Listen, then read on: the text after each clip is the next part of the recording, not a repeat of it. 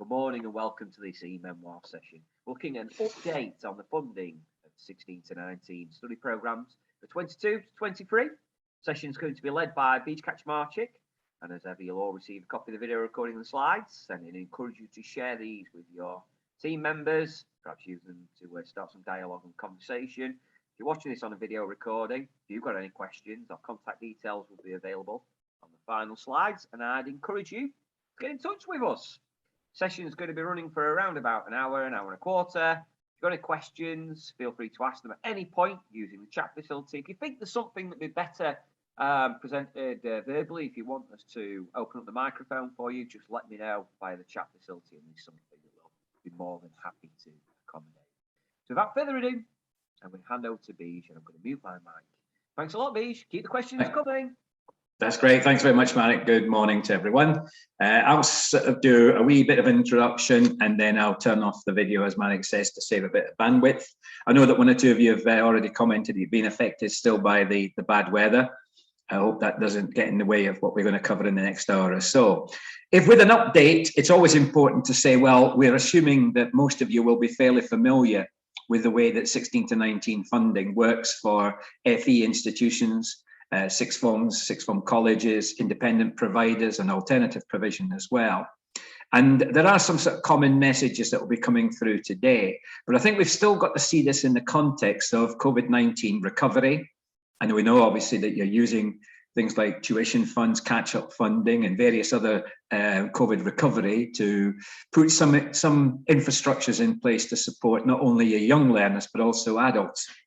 But obviously we're looking forward to 2022 to 23, and I think there's some very sort of important messages that I want to share with you.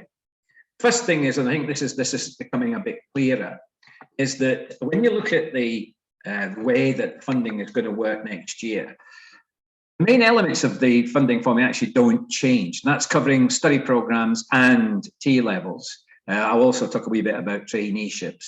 But the main elements of the funding formula haven't really changed. Some elements clearly have disappeared, and we knew that was going to happen. Formula protection, for example, some of the things that were put in place in terms of recovery.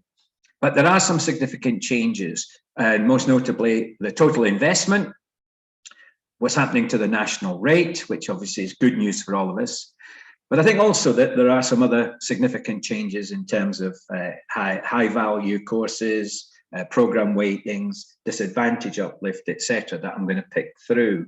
The conditions that are needed to meet to ensure that we maximise our funding around our young people, I'll look at those, and of course some of those conditions like the English and Maths condition is still there, and obviously all of those tests that you have for validating your data to ensure that learners are eligible, that they're there, that they're actually active, that they've completed the programs or whatever.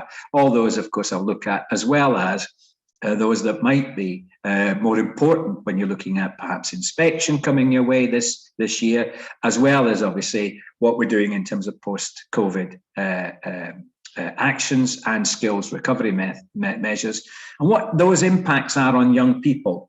And there is a growing concern, and I'm sharing this as the chair of governors of a medium-sized college, but also chair of a private training provider, that we've got a fair number of learners this year where there's a significant difference between what they've attained, particularly in year 11, that's last year. And remember, they've had 2 years disruption in terms of their GCSE results through teacher assessment, etc., and their actual levels of ability in the classroom, whether it be on a level 1, 2, or 3 program. And that, I think, is starting to use up a significant amount of our resources. So I want to pick through some of those. The more general implications for planning and delivery of study programs, including T levels and traineeships, we'll be going back to, well, what do we mean by cost-effective study programs and T levels, and some of the disciplines there that I think will still apply. So it's an interesting sort of, if you want, time of the year as we're looking for our final allocations. You've all got the toolkit and you're working through the implications of that. Business cases might need to be made. We're looking at student numbers. We're looking at what the implications might be of, as I said, of post-COVID actions that are required. But there are some very positive headlines. Spending review last October, November, that pretty well indicated that there would be an additional investment of £1.6 billion in 16 to 19 provision in schools, colleges and other providers by the end of the spending round, which was 2024-25.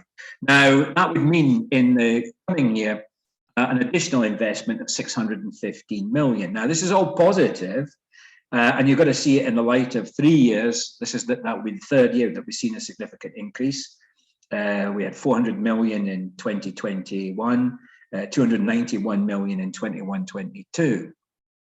So this has meant that there is more resource available. Now, the way that that funding is being used, there's been a significant increase in the funding rates for 16 to 19-year-olds. And of course, here I'm also including 19 to 25-year-olds with education healthcare plans funded through this methodology.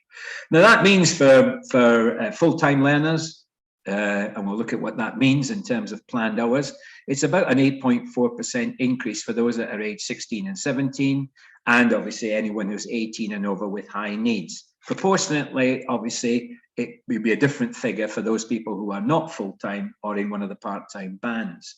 Now, that's comparison to the previous increase a few years back, which was just over 4.5%. So it looks very positive.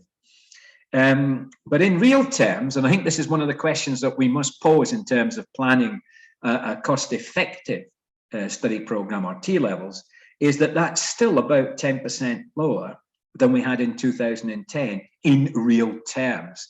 And of course, with inflation coming your way, pent-up wage demand, national insurance and pension changes, inflation in terms of energy costs, which many colleges and other providers are having to incur, it is worrying that there's still an element of catch-up. And we know that different agencies have said that maybe a national base rate around £5,000 before any weightings, before any uplifts would be more appropriate. But we've got to see. However, this additional funding, in terms of a change in the funding rate, there are some expectations attached to it. And one of those is that there will be additional teaching hours for students. So, for example, for those who are full-time, 16 and 17, expectation is that there would be an additional 40 hours over the course of the academic year. We've got to look at the implications of that. What does that mean? How will it be monitored? What is its likely impact? And what does that mean to some programs that maybe you've already planned, who might be in the second year of their activity, or those that you have always had a traditional allocation of hours, that you're going to have to rethink that in terms of your curriculum planning.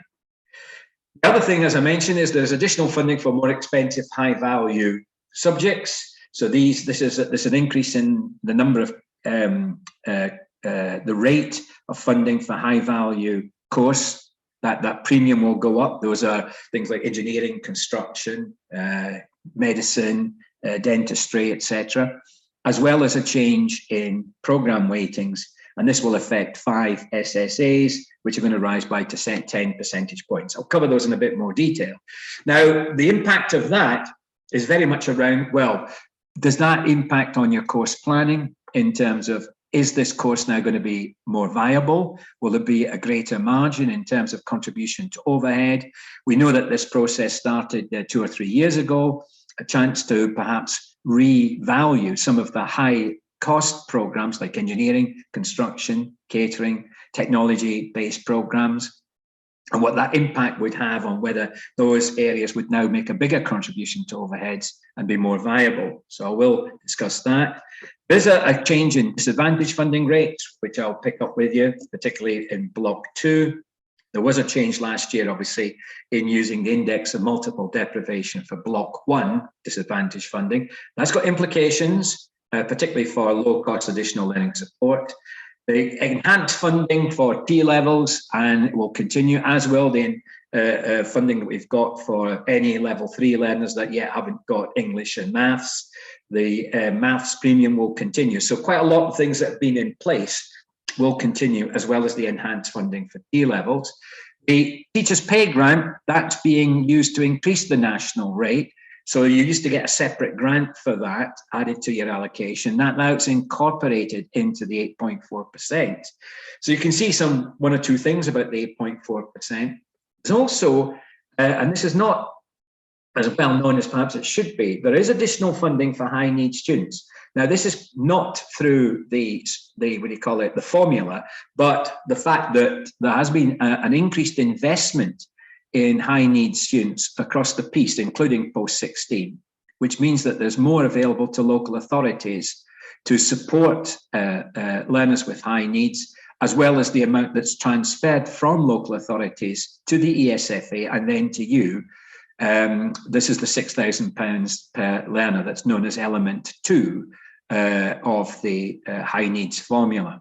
So there's quite a lot of positivity around, and you know, the responses from the AOC and various other agencies is, and representative bodies is, it's positive, it's in the right direction, but still a lot more can be done. And that's one of the things that I want you to consider, is that these changes fundamentally change the bottom line for your 16 to 19 provision. Will there be enough resource to do all the things you want to do? So that's the sort of theme that I'm going to pick up, what do you call it, in terms of the future of funding. There's a question there about the teachers' pay grant issue only impacts on schools and not FE colleges. Well, I think it's one of the things that's coming up that we have to look at, is that because this allocation of resources across the whole of the provision in schools and FE, that some of these things will have an impact in schools and in special schools provision, alternative provision, etc., pupil referral units, but won't have an impact on colleges. So I'll pick up that. It's a good question. Similarly, we've got issues about the teachers' pension grant. And we know that it is in place for 2022-23. What's going to happen in terms of that afterwards, we don't know. But there is a general sort of issue here, and that is that if you look at the sort of impact of this, the actual key thing is that the increase in the funding rate is being used in some ways to pay for the teachers' pay grant, because that's no longer a separate grant. There's the extra 40 hours of teaching. And believe it or not, there's also a small uplift for inflation within that 8.4% increase. So there's an element of catch up, if you want, in the way in which that funding has been allocated. So that's a good point. Thanks very much. Thank you for raising that. So let's look at the formula itself. You'll notice that the formula funding is no longer part of it, but essentially the top line is your core program funding. It's the number of students you've got, using, of course, the lag numbers. So your 2021 November data was in your RO4 return, and that's obviously then moderated by the data that you've got to show what was happening over a full year. That's the RO4 data averaged against the R14 data, and then that would then be compared to a midpoint to see if there was a significant number in changes in your student numbers. Remember, a lot of providers, and we're included here, we don't just recruit 16, 17 and 18-year-olds in August, September, October. We have a recruitment again in January, and we have one later on. And in fact, some of our programs like HARE are recruiting 3 or 4 times a year. So we've got to have that student numbers taken account of it. But essentially, it's still a lag number effect. So because we know that some providers, and I think there was a report just a few weeks ago that there was an overall reduction in the take-up of, in the participation rate of 16, 17-year-olds in the post-16 sector in colleges, a lot of them were staying at school because of the results, etc., is that's got an impact. So you might be in a situation where you already know that, if you're 100 learners down at an average of, say, 5,000 or 5,200 each, then, that's already £520,000 that's taken out of next year's funding before you start looking at the positive impacts of the things I've just described. The funding rate, again, depends on the band, and in some cases, most of your learners are in the full-time band, if not at 16, 17, there's certainly quite a lot of 18-year-olds. And of course, that distribution of bands is also can change. Now, the key thing is, other than the student number data, all the other data is basically using your R14 data for 2020 to 2021. So everything else is reflecting that outturn data for the last full complete year. The retention factor is no longer using the average, because obviously during COVID, over the 2 years that were badly affected by COVID, we were using a weighted average of 2017-18, 2018-19 retention data. That now reverts to being based on the data that's contained in your 2020-21 R14 data. The program cost weightings have changed. The level 3 program funding continues. So any learners on study programs and T levels that haven't yet achieved grades 9 to 4 GCSE English and Maths, there is an additional funding for them. That rate doesn't change. There is a change in your disadvantage funding, which will pick up. The large program funding doesn't change. It's still either an uplift of 10% or 20%, depending on the size of the program. That affects those of you who are lucky enough to have learners doing 4 A levels and more, or very large vocational programs. Area cost uplift, no significant changes there, but that gives you the sort of, if you want, the core of your program. The condition and funding adjustment for the proportion of learners out with your tolerance that are not doing English and Maths, for whom you lose half your funding, that continues to stay in place. The advanced maths premium, which is the money you get, the additional £600 for any learners, in addition to those that you had in a baseline data who are doing a level 3 maths, that's still there. The high value courses premium is there, that's changed slightly, and it's also gone up. So that's now £600. Before it was £400 per learner. The T levels industry placement funding is still there, and that doesn't change. And then you've got the other elements, the care standards for those of you that meet the requirements of the Cares Commission, and have got at least 12 students in that in some kind of care setting. The capacity and development fund for work placements, etc. That rate, of course, is lower in 2022-23, but you expected that, particularly only affecting those of you who've obviously bid for that funding. High needs students I'll talk a wee bit about, and I'll also talk a wee bit about student awards. That's the student discretionary funding, and that's the basis for that. Obviously, has changed in the past, and that will also be impacted by changes in disadvantage funding. So essentially, the formula stays the same. So key questions that immediately arise here is, how have your new student numbers changed in 21 to 22?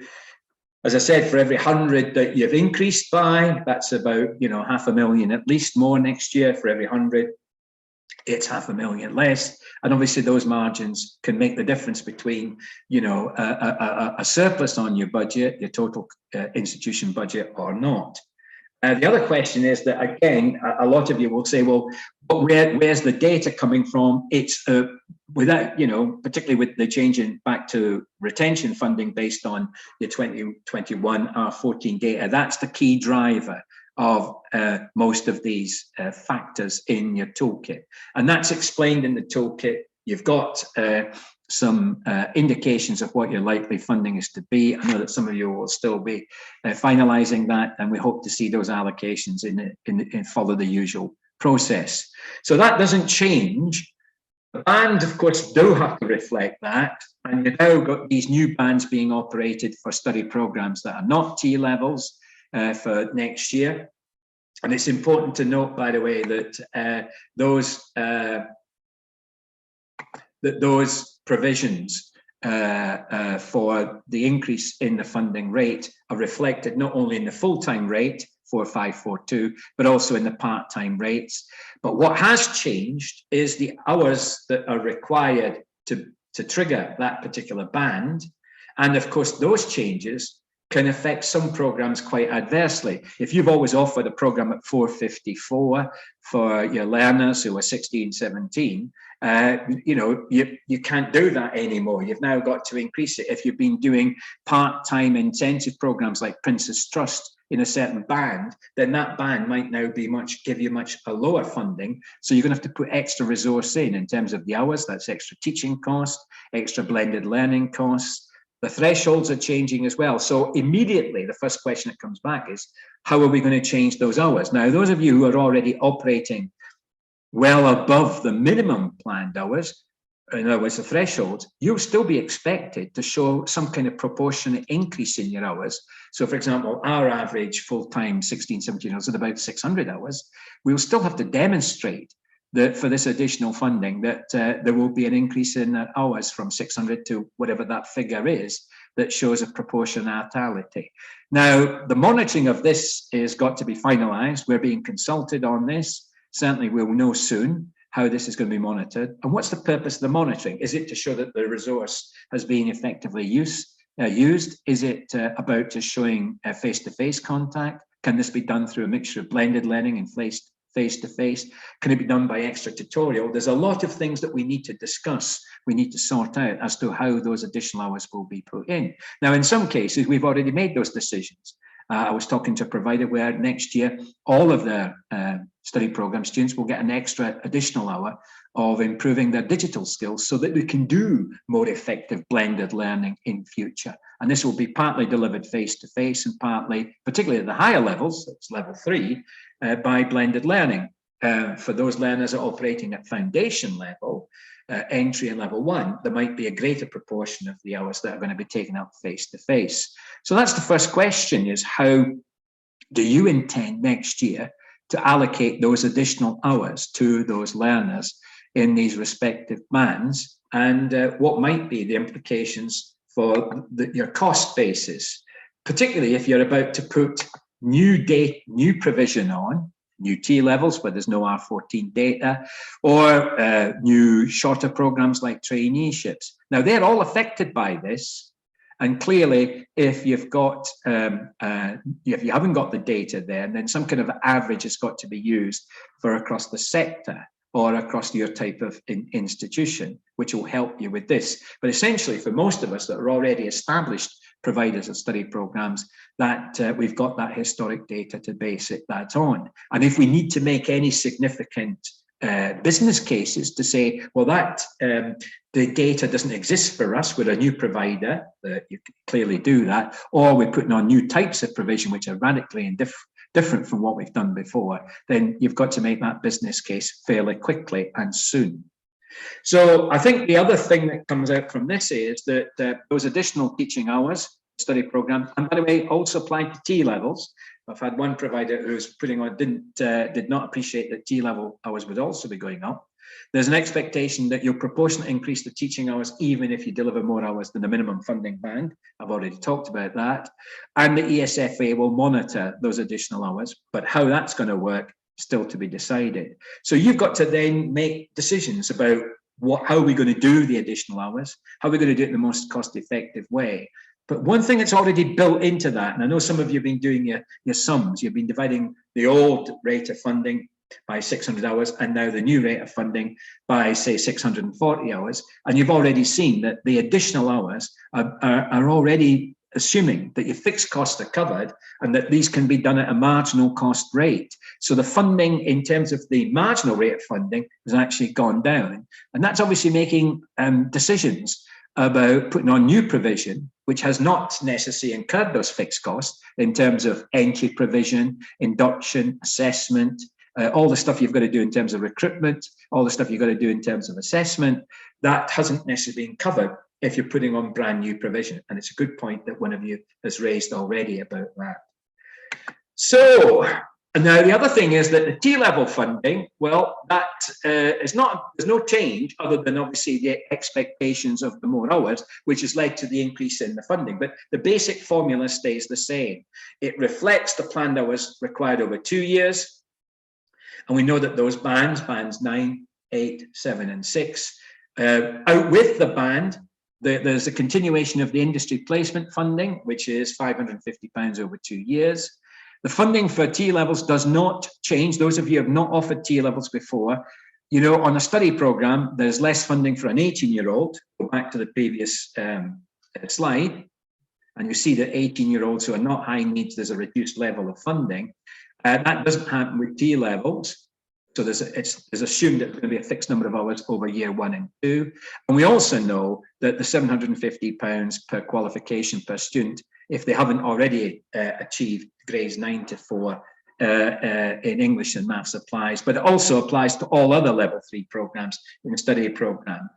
The other thing to note, that disadvantage funding block 2, which takes account of prior attainment in English and maths, that which was already higher for T-level students on the assumption that they had longer courses, that's also being increased next year. So you can see that there are those what I'd call marginal changes that impact the new one-off payments for early adopters, including transition programs. They will continue, and we know that that's as you become a new provider and taking on one of the new T levels, then that there is additional funding there in terms of the investment that you need. Funding bands, therefore, these are the new ones that will apply next year. You can see that they've gone up, but so have the planned hours, and obviously the average planned hours have gone up over the 2 years. So that if you've got new T levels in band 7 over the 2 years, that's about £5,500 that the learner will draw down as the base funding rate for you.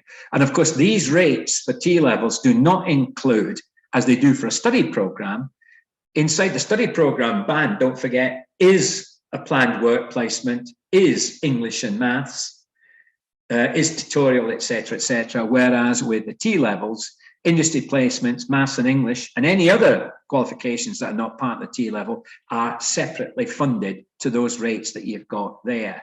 So obviously that extra resource, the key question I'm posing to you is those of you who are early adopters of T levels, and you may have been doing T levels now, you'll be in your second year in some T levels, is the provision viable?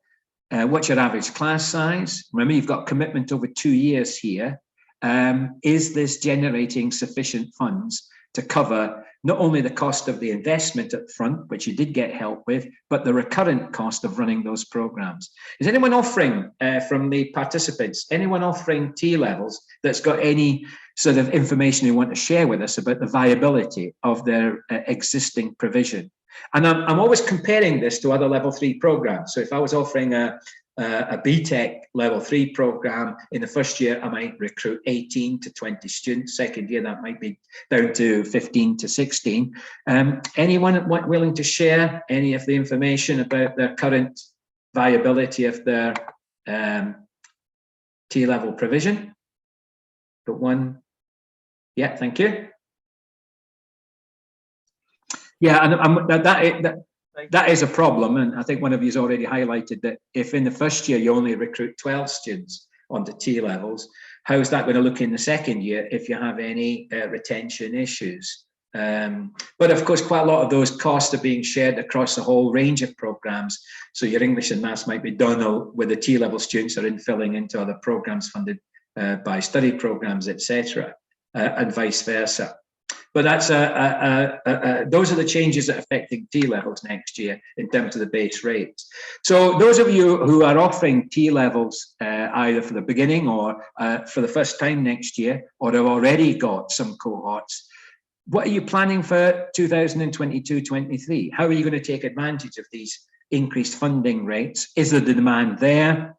Is the demand going to be such that it ensures a viable provision? Is there a displacement effect? One provider's already told me, thank you for sharing that your T level numbers have basically come out of those numbers that would have otherwise done other level 3 programs. So there is no actual net increase in the number of level 3 learners. And that obviously is a worrying issue. The future, of course, of BTECs and other level 3 provision is very much hanging in the balance, and the implications of that, of course, are a separate topic. But any other questions then about the funding for T level? Thanks, Louise. Any other questions or comments? Will these funding rates make T levels more attractive than the other programs? Remember, there is additional funding for each one of these students in terms of their English and maths, as well as their industrial placement. Okay. The T-level transition program, can I ask how many of you are involved in delivering level 2 type of program, which is being used as a transition into T levels? So these are the learners who are not quite ready to start a T level. Can any hands up, how many of you are offering T level transition programs? We've got 2 at the moment. And this has got to be a direct line of sight to a level 3 that you're going to provide in future, if not already. And of course, those programs are funded as a study program. But of course, you would have had support in terms of transition funding, the setup cost to be an early adopter, which is a proportion of what you would get if you were offering a T level at level 3. And these components have got to be in the transition program. As you can see, those components I would put into a lot of our study program provision. I'd put it into a lot of our pre-apprenticeship provision if it was traineeships, etc. But we can see there that obviously there's a direction of travel in terms of that transition to T levels, preparing for T levels, and obviously those routes might also extend into pre-apprenticeship routes as well.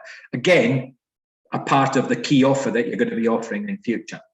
So let's have a look at some of the other little changes. So the first change was the amount of resource, a significant increase. The second change was in the rate of funding. The third change was the expected additional hours, and those are all now working their way through into your curriculum planning. You've also got to take account that the continued collection of evidence and feedback from providers on subjects that are not accurately reflecting their intrinsic costs. That's the cost per hour of delivery, not the total cost over a length of a program, but the cost per hour. These were first changed in 2021 for 6 sector subject areas, and then we rehearsed that. For the next year, 5 other subject areas have increased by 10%. So some have gone up from a weighting of 1 to 1.1, 1.3 to 1.4. A bit of detail, medicine and dentistry and nursing have now gone up from 1 to 1.1, so 10% there, 10 percentage points. Transportation operations and maintenance, building and construction, they've gone up from 1.3 to 1.4. And there's also one that's gone up from 1 to 1.2, that's urban, rural and regional planning. Now, the expectation is that that will make some of that provision much more cost efficient, because that 10% or 10 percentage point increase in funding, that weighting applied to the increased national rate immediately means that a program that previously might have needed 16 learners to break even might only need now 15 learners to break even. And that obviously has a big impact on the viability of your offer. So, it is quite an interesting increase. Dave's picked up, well done, Dave. I mean, the problem is these are 10 percentage points, not 10%. And as you've worked it out, from a 1.3 to 1.4, it's 10 percentage points, but it's actually in terms of a percentage increase, it's only 7.5% or so. So it is, again, the way it's been represented, because that's how the bands work. Is quite interesting. So thanks for highlighting that, Dave, David, just in case I missed it. And so these subjects, I mean, this immediately does change perspective. I've certainly last time I looked at building and construction when we had the last increase, and the same with engineering and manufacturing. It made a difference, because then, you could say, well, if we do recruit 16, as opposed to the number that we had before to break even, we're now generating a small surplus at program area level, and that goes back in to either support other programs, or it might be a justification for more resource, more investment in your area. So I think this is quite important. The change in the national rate times the change in the program cost weightings, I think, can have an impact on those cost weightings. And of course, when you take this across the piece, and these are just some of the ones that I've put in as examples, you can start to see that this can change the nature of your organization. So you might find that as you recruit a greater proportion of engineering, manufacturing, construction, medicine, that your actual funding changes, even, as a result of that, your total number of learners doesn't change. It's just that you've replaced and substituted those low-cost programs with high-cost programs. But of course, don't forget, this is only reflecting that those had high costs. So to some extent, there's a catch-up. It might not necessarily always mean that you're able now to justify that number. You might now simply be saying, well, yeah, we can now break even and at that figure. And, it doesn't necessarily mean that we're generating a surplus, just means that we're not making a loss or not making a negative contribution or a reduced contribution. In most cases, with 16 to 18, your contribution is positive, but it's not always necessarily around the 45 to 50% mark.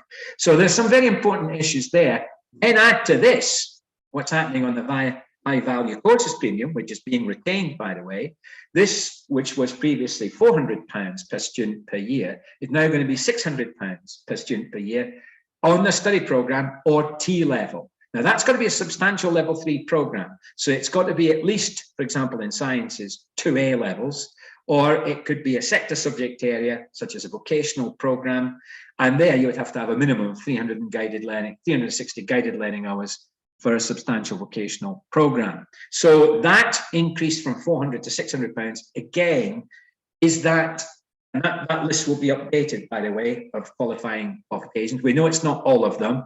It's those high value programs which are going to bring higher wage returns in future and also support the industry standard and skills for the future and skills for jobs, all of those different government agendas for a more productive economy. Of course, the question I have to ask, does that start to distort your what might happen at the initial meeting with learners? You know, if you've got a learner says, I want to do 2 A levels and they're not in sciences, they're not in computing, but they are in the arts, could that have an impact on decisions as to whether to take those learners on? And similarly for vocational programs.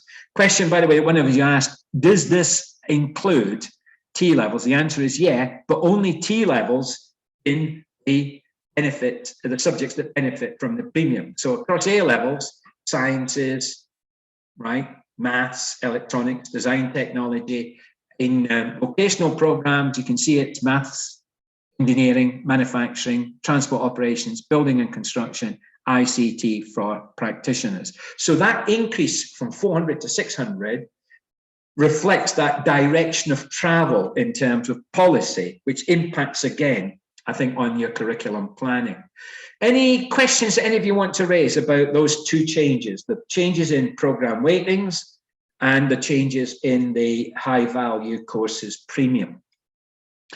And I know that one of you has already asked, how is high value determined? It's determined in terms of which areas have got the highest wage earning in future or the highest concentration of those higher level skills. I mean, clearly transport operations and maintenance has become much more, you know, of an issue with the shortages that we've got in logistics and transport. But I think it's quite interesting to see that some areas are not there. You know, where's the health subjects, for example? I know that we've got them in the A levels in the sciences, but for example, that raises some interesting issues. What were those subjects that contribute to well-being, such as hair and beauty, fitness and sport, etc.? So some interesting issues. And that list, by the way, is being constantly updated, added to, taken away from. So have a look at that. Now, the other thing that's going to carry on is the level 3 program payment for maths and English. That is still going to be £750 per subject if they're studying over 2 years, £375 if it's only a 1-year program. But again, look at the conditions. They must be on a program of at least 2 qualifying A levels and a program at level 3 of the right size if it's a vocational program. So that's again addressing the issue about so many of our learners who are on level 3 programs that still have problems with the basic skills in English and maths that then stop their performing as well. One of you has already commented on a problem you've got, and I will talk about this a little bit later on, is that with the tuition fund, you know, having been in place for 2 years, one of the things that's the figures for 22-23 have raised is, are we likely to be taking on large numbers of learners, if not already in the first year, this is this year, 21-22, of their level 3 programs, whose attainment shows that they might have 6 or 7 GCSEs, they might have got high grades in English and maths, but actually when you've assessed them and their ability through BKSB or whatever testing system you're using, the assessment system is that actually they are not at that level of ability. And therefore, is there going to be a real problem in the fact that although we're getting more money for 22-23, a large chunk of that's going to be going into supporting learners who are coming to us from straight from year 11, or who've been already with us for 1 year, who had 2 years of disruption to their education. I know we're moving back to external assessment and exams for the next cohort, but they will have had at least 1 year of disruption, of quite significant disruption to their programs. Whereas, of course, our existing cohort came to us in 21 have actually had 2 years disruption. So we can see that a lot of these payments, which are reflecting additional costs, a lot of those costs are already there, and they might be building significantly. And I think that's a worry. To some extent, this is then say, well, let's have a look at disadvantage funding, because that recognises that we might need to put additional support in that reflects for a lot of our learners either economic deprivation, as indicated by postal codes, or prior attainment in English and maths, which means that they often need to have more support in the basics of English and maths, but also that impacts on other things they've got as individual characteristics, such as learning difficulties, disabilities, etc., which we've got to address in order for them to be retained. Well, the first thing happened, and it happened in academic year 21 to 22, was the use of data based on 2019 IMD, Index of Multiple Deprivation. So we're not using the old IMD data, it's now the new data, and that's being used for disadvantage block 1, which is based on postal codes, and of course any elements of bursary, of the learner bursary, which are based on any elements of disadvantage, either element 1 or element 2 of the bursary formula, actually does use data that's based on disadvantage block 1.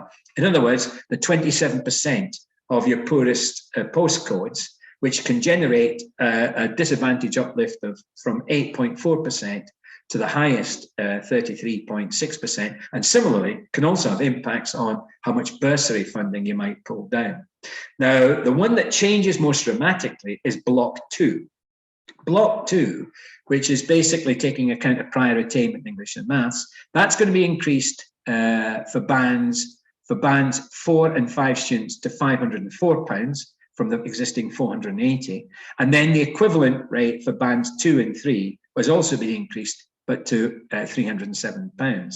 Now remember, every time you have an incidence in data from R14 2000 and 2021 of a learner coming into the organisation without English and maths, each incidence can earn, if they're in band 4 and 5, and we think most of them are, £504. So we know what the average incidence level is. So for example, if you've got 2,000 learners in the data, and 1,000 of those had either did not have English or maths, that's 1,000 incidents, then your incidence rate is 0.5.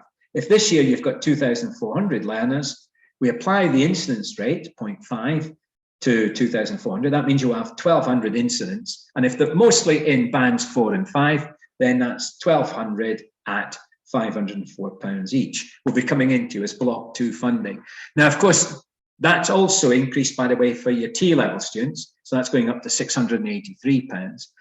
And if you've got any learners who are in care or recently left care, the block 1 rate for them, which includes, of course, postal codes, that's also been increased. Now, the first thing that this raises is, well, block 2 of your disadvantage funding traditionally is used for low-cost learning support. So that's where your low-cost learning support for those learners whose total learning support costs are less than £6,000 a year, that's where the funding came to provide the support for those with low levels of literacy, numeracy, with moderate learning difficulties and or disabilities. So this should increase this level of funding that you've got for low-cost learning support. So you can see that there are some important little changes that are occurring. It's a good point there being raised by one of you.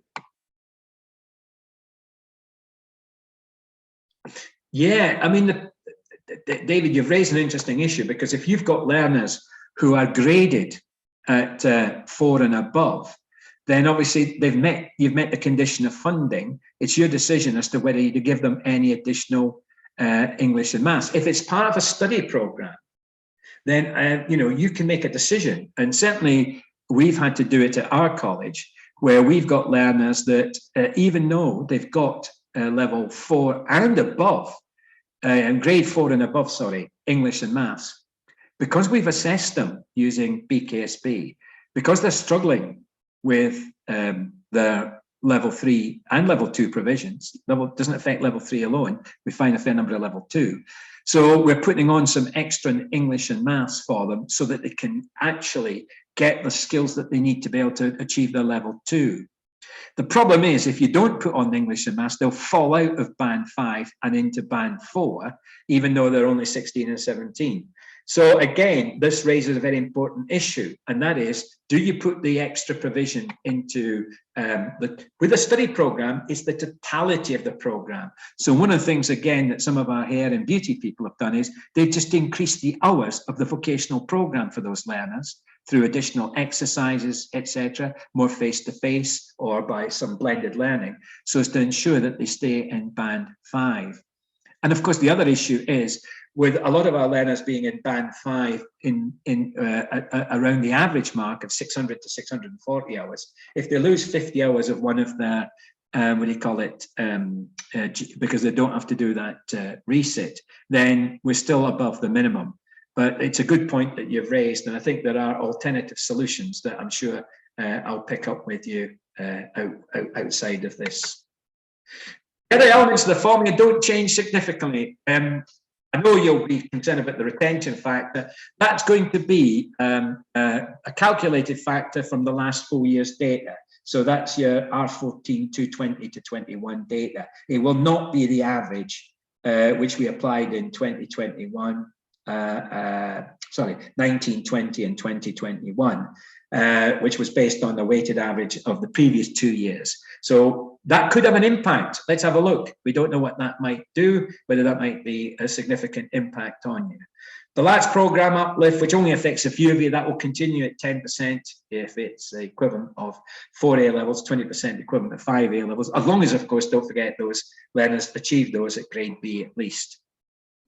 As you knew, the capacity delivery fund, for those of you who submitted plans and met the criteria, that was bound to come down. It's gone down now to £160 per qualifying level 2 and level 3. It's there, obviously, for those of you that are, planning to increase significantly the number of industry placements, not just for your T levels, but for all your study program learners.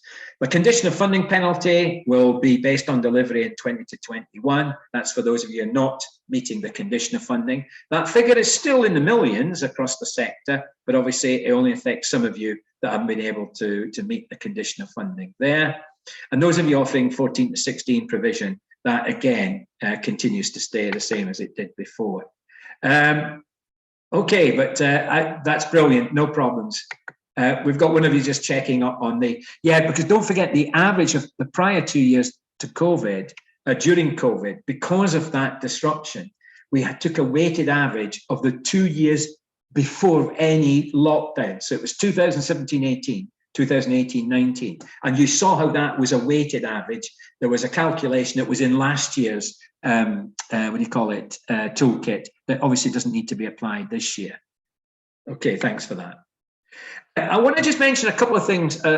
Discretionary bursary funding. Well, there's basically no way there's no change in the way it's calculated. But if you change any things like, for example, change the block 2 disadvantage funding through postcodes, or block 1 of the disadvantage uplift through postal codes, or you change block 2 for prior attainment, all of these have got impacts. And although it still consists of the same elements, element 1, financial disadvantage based on postal codes, for example, the top 9% most deprived, they count as one instance. And then if it's the next category, down to the 27% of the poorest postal codes, then you reduce the size of the incidence. It goes down from 1 to a fraction of 1.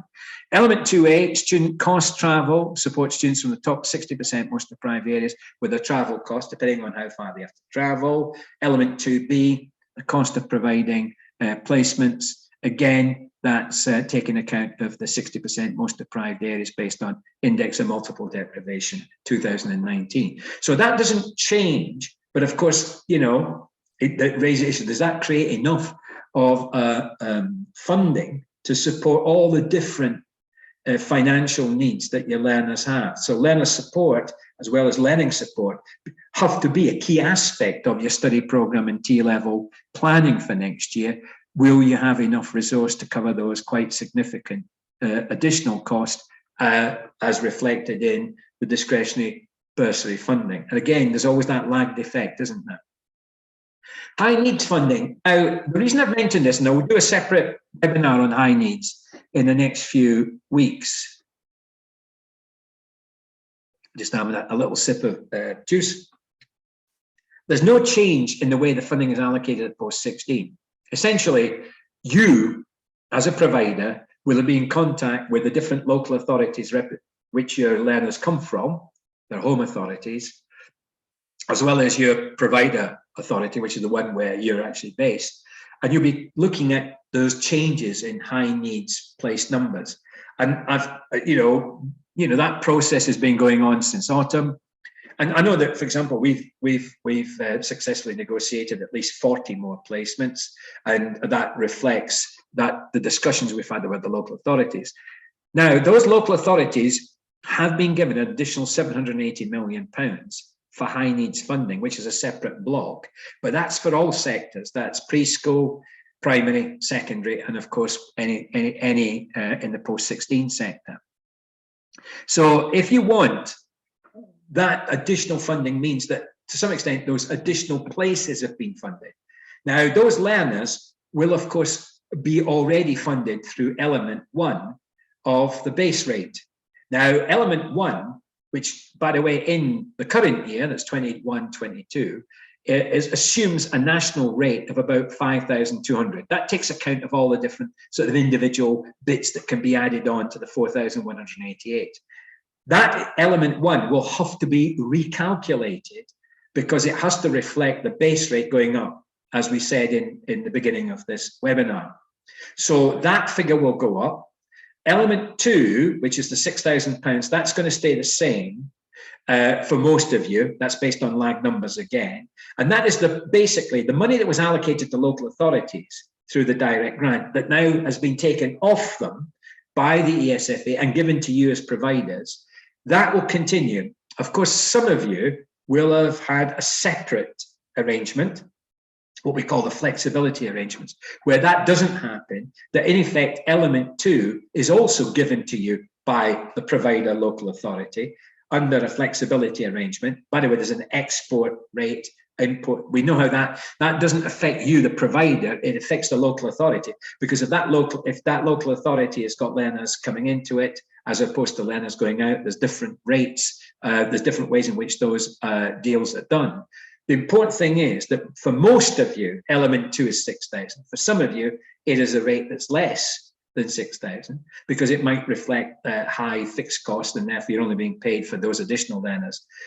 The key thing here is that the element 3 is still very much controlled by the local authority, the home authority of the learner that's coming to you, and that is still the subject of significant discussion with that home authority. So one of the issues that's coming up with high needs funding is, yeah, we understand the formula. Is there enough in the pot to support all those learners who are high needs learners? Where does this fit with what's happening with SEND, which needs to be reformed? There's significant issues affecting all aspects of SEND, not just post-16. So all that to do with the policy and practice of special education needs and or disabilities, that will have impacts on all of this. But for 22-23, there is some more resource, and you might have already reflected that in the increase in your allocation of element 2. And of course, element 3 will be the one where the toughest the negotiation is, because although there's more money, there's a lot more learners that are being identified as high needs at the same time. So something to be aware of.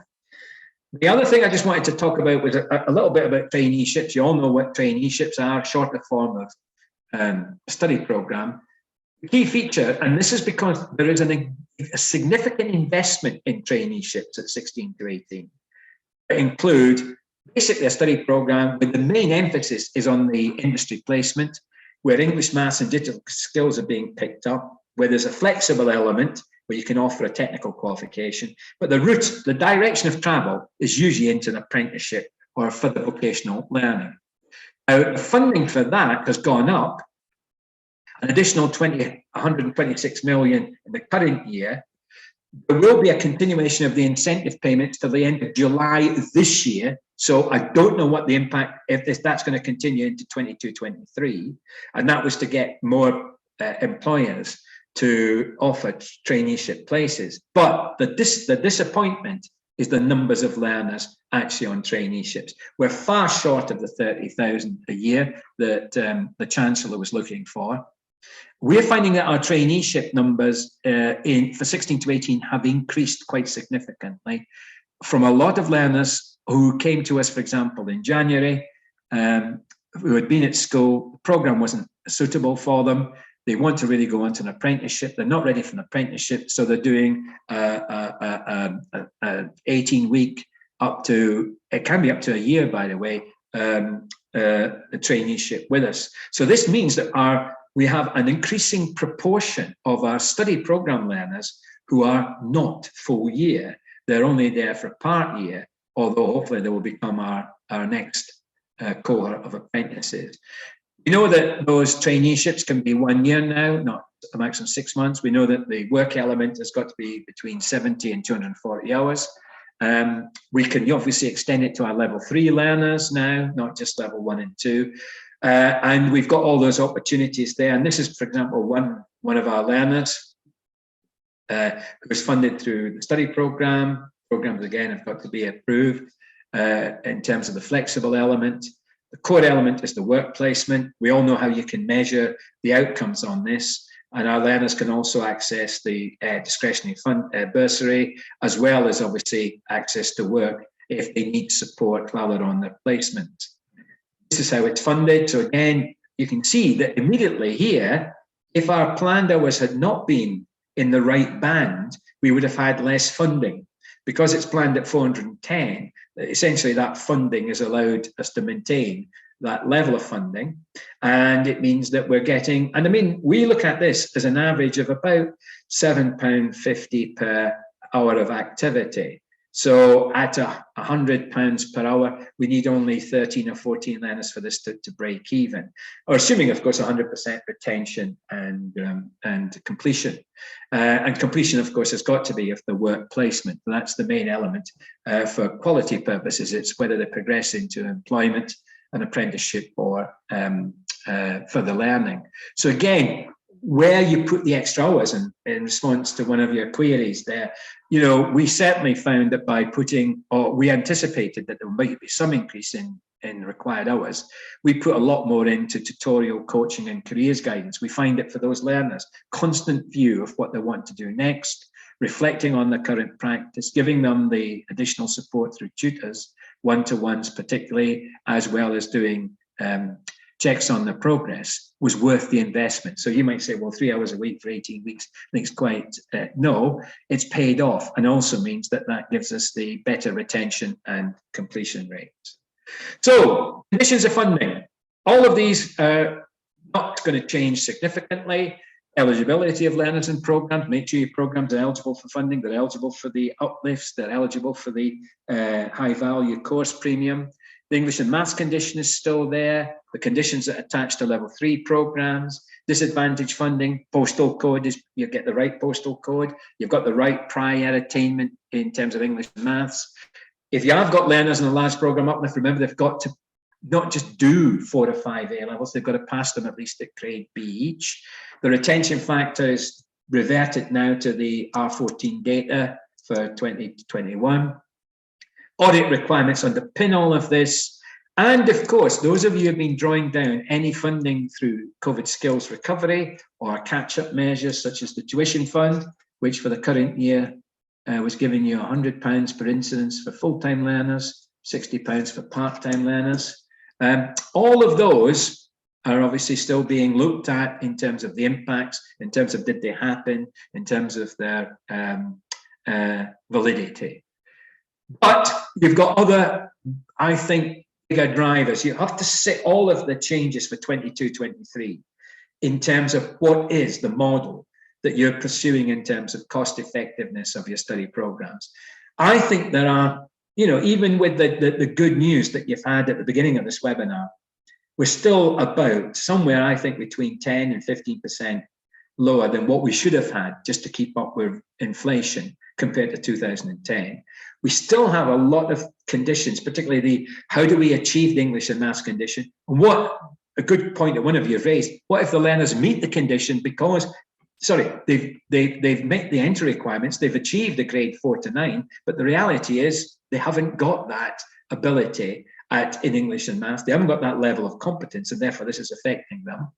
The quality of your curriculum in terms of the quality of teaching, the quality of education, all those things that feature in the new inspection framework.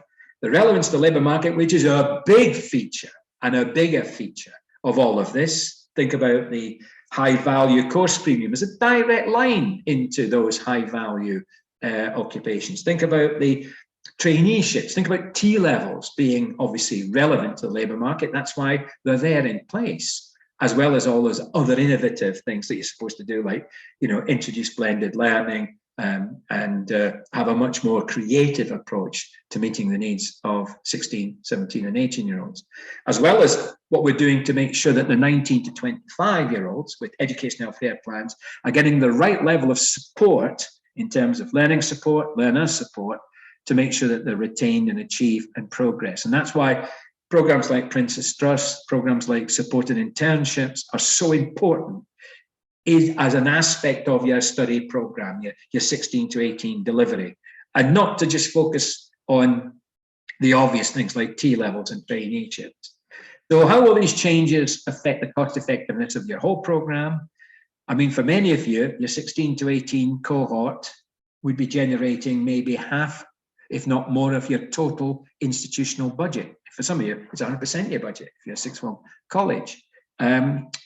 So any small changes there can have disproportionately big effect changes on the bottom line of the whole institution. So I think there's some very interesting implications. How well do these increases reflect increase in real cost? What are the impacts in real terms? How will the increase in band hours affect different programs and students? For example, your Princess Trust might have gone down a band unless you change your hours. How will the increased levels of funding for high cost and high value programs, will they have any unforeseen consequences? Might you now say, well, let's not put on the what do you call it, the arts, the humanities, because they don't bring us the same levels of funding? Or how might that steer or influence student choice? Will your T-levels be viable in terms of class size and reasonable contribution rates? But what does that have? What impact does that have on other level 3 programs, especially if those quals are no longer eligible to be funded? Got that issue about BTECs. And one of the issues we certainly found is that with working with other providers is that the T-level numbers tended to have come from those learners that would have been there anyway, but no longer are on those other level 3 programs. So there's a displacement effect. And the other thing is, if you look at the skills for jobs, if you look at the bill going through Parliament, the emphasis is always on level 3, or mostly on level 3 and above. Well, quite a lot of our 16 to 18-year-olds are not on level 3 provision. They're on level 1 and 2, particularly level 2, where we've got large numbers of learners. What will be the impacts of all of these changes and the way that they're percolating through on the viability and the attractiveness of that offer? Not everything can be at level 2, a transition to T-levels. And how well do we meet the needs of students? Because because I think that's not highlighted enough, other than for those high needs students. But what about all those students with low cost learning support needs, who are not high needs because their total costs are just below, or some rate below 6,000? And we've got quite a lot. Now, how do we meet their needs out of a formula which basically is only giving us, through block 2, a certain block of funding which can be used for other things, like, for example, catch up on English and maths? So there are some issues. And I think we've got to look at D-levels and the longer programs, adding an extra 40 hours to a study program. Well, wait a minute, are we going to need more support for that student in terms of discretionary support, in terms of bursary support, etc.? So I think there are things that have got to be thought through at institutional level, which have got, I think, very different impacts on you. And at the same time, we've got competing demands, T-levels, study programs, traineeships, supported internships, sector-based work academies, fresh, all the different New Start programs. They all have they're all drawing on the same bank of industry placements, and there's adults competing with young people for those placement places. So there's some big issues there. So some key questions for you to take away from today, and thanks so much for the comments and questions as we've gone along. How much should 16 to 19 funding rates rise to really reflect the changes in cost of delivery and your overheads in particular, such as, for example, energy and other costs?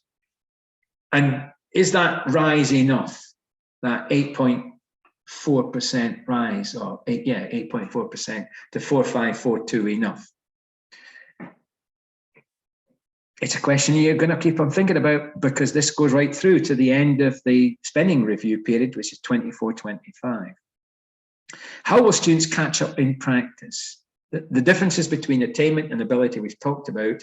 How much more resource will be needed, and what kinds of resources? Have we got the staff with the skills, with the backgrounds in working with learners whose ability levels are far below their attainment levels, where the gap can be sometimes 2 grades difference, and yet on paper they've got the entry qualifications for those programs?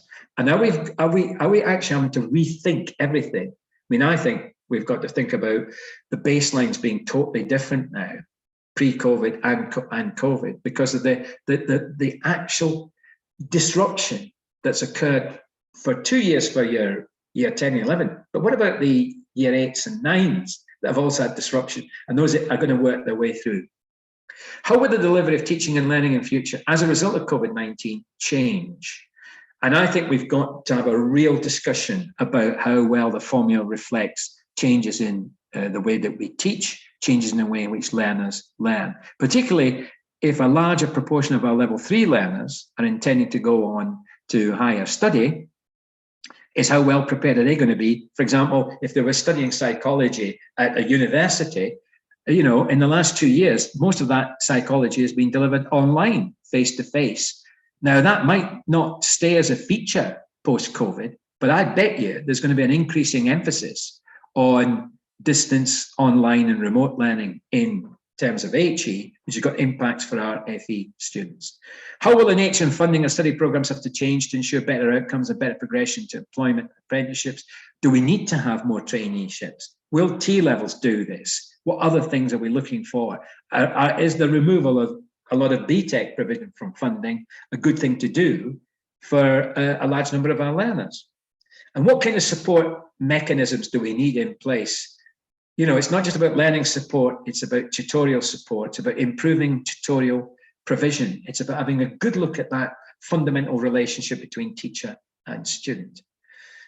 And will the increasing, will the lack of opportunities in terms of apprenticeships then mean that you as an organization will have to focus much more on the less risky aspect, which is 16 to 18 recruitment and delivery? But in itself, although that it might be less risky, it still means that you have to have all the fundamental building blocks in place to ensure that your study programs, your T-levels, whatever you do with 16, 17 and 18-year-olds is really effective in terms of outcome, in terms of progression, in terms of the skills and the development of those young people, the behaviors that they need, etc. So I think that, and I think, certainly I've seen quite a lot of colleges say, well, wait a minute, let's refocus on our 16 to 18 learners and let's really get that right. Let's increase the recruitment there. because some of those other areas, such as adults and apprenticeships, are very difficult in these current conditions. So hopefully that's got us through what were the original objectives, which I think, just to remind us, this is what we were trying to do. We're trying to make sure that everyone's got all the information they need about the changes in funding. And, you've got the main elements, what's changed, base rates, hours, cost weightings, high value, disadvantage block 2, some changes in high needs funding, but at the total level. And then how you need to have the conditions to meet those conditions to maximise the funding, as well as starting to think about some of the implications for the planning and delivery of your study programmes. Any other questions then, Marek? Let me just see if there's anything that I missed there. But thanks, Beej, and thanks for all the questions we've had so far. Been fantastic, plenty of them too. Yeah, I'll put it back out to everyone else. Is there anything that I've missed? If there is, if you'd just like to tap it into the chat facility, or again, we can quickly activate the mics. If there's anything you'd like to deliver just at that point, as I just scan through. And if any individuals, if you want to contact me or Marek, there's our contact details. That's my mobile number. Let's see, I'll just keep that on the video recording as well for a sec, for those who will be watching this back. If you haven't got access to the slides, you will at least have the contact details there as well. That's superb. Any other thoughts or feedback are more than welcome now, and obviously in the future via the emails there or the telephone. Any closing thoughts? Oh, fantastic. I like that one, Louise. Thanks, David. Thanks, Louise there. That's super. Thanks, David. I'll be getting in touch with, hopefully we'll get something sorted out. Thanks, Louise.